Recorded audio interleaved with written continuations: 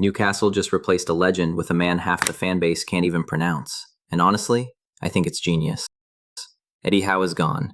5 years, a 70-year trophy drought ended, 2 Champions League campaigns, memories that'll last a lifetime. And just like that, it's over. Because Matthias Jaissle is about to become the head coach of Newcastle United, and I put money on most of you having no idea who that is. Stick with me. By the end of this video, you're going to understand exactly why this club just made one of the boldest appointments in the Premier League this summer. Here's the uncomfortable truth first. He's 38. He's never managed a single game in England. 0 Premier League experience. On the surface, that reads like a panic move. Like Newcastle just grabbed the nearest available name and hoped for the best. They didn't. Because once you actually dig into this guy's career, the picture completely flips. This isn't a gamble. This is a club that's done its homework. Let's rewind. Jaissle wasn't always a coach. He was a player first. A center back, born in Nürtingen in southern Germany. He came through the Stuttgart Academy, later moved to Hoffenheim, and was part of the group that helped drag that club up into the Bundesliga. Everything was on track. Then it wasn't. Persistent knee injuries, surgery after surgery. By 26, his career as a professional footballer was finished. Done. For most people, that's the end of the story. A promising dream, cut short. A name that fades into obscurity. For Jaissle, it was the beginning of something else entirely. Instead of walking away from football, he followed fellow German Alexander Zorniger to Denmark and became his assistant at Brøndby. And that one decision changed everything, because it put him directly in the path of the Red Bull football machine, and more specifically, in the orbit of Ralf Rangnick. If you don't know that name, you should. Rangnick is one of the architects of modern pressing football, the guy whose ideas quietly rewired how half of Europe's top sides play today. Jaissle didn't just meet him, he absorbed everything. He coached Salzburg's academy sides. He took over FC Liefering, Salzburg's official feeder club, where the entire job isn't winning trophies, it's producing the next superstar. And he was brilliant at it. Then, in 2021, everything accelerated. Salzburg handed him the top job. And what did he do in year 1? Won the Austrian League, won the Austrian Cup, did the double, and dragged Salzburg into the Champions League knockout stages for the first time in the club's entire history. Let that sink in for a second. First season, first job at that level. Domestic double, and European history made.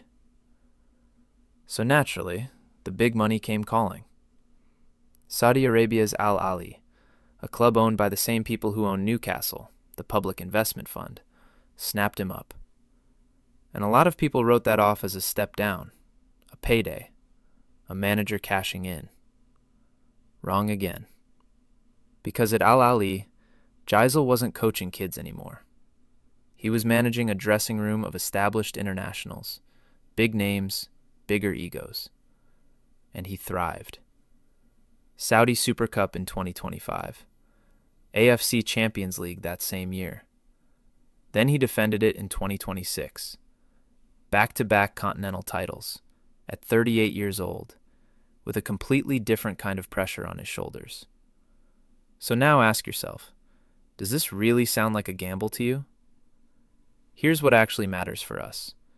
How does the man set up his teams? Fast, vertical, relentless. His sides press like their lives depend on it, win the ball back high, and the second they have it, they're moving forward. No wasted passes, no sideways football just to look pretty. Ball forward, with purpose, every single time. And that's the part that should genuinely excite Newcastle fans. This isn't a manager coming in to tear up what Eddie Howe built. The intensity, the physicality, a team that runs itself into the ground for every single ball. That foundation is already here. Jaissle isn't demolishing the house.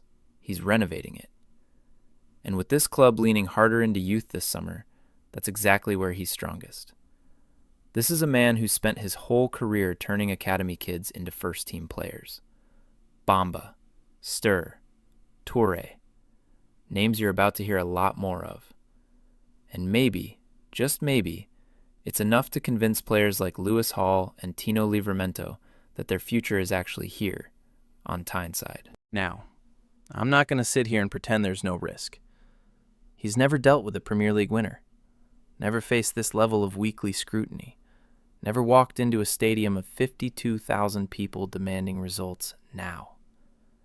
Every loss early on is going to get picked apart.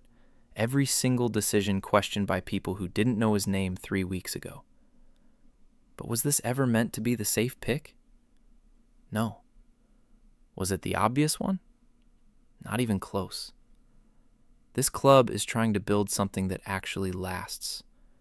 And I think they've found the man to do it. He lands with barely a few weeks of preseason, joining the squad out in La Manga. First game a friendly against Valencia at the Mestalla. Not ideal timing. Nobody should expect perfection from game one. But better late than never. So here's my take. Back 'em. Back the process. And let's see exactly where this goes. If you're new here, subscribe. There's a lot more of this coming. And I want to know, are you buying into this appointment, or would you have rather seen someone with Premier League experience already? Let me know in the comments. Catch you in the next one.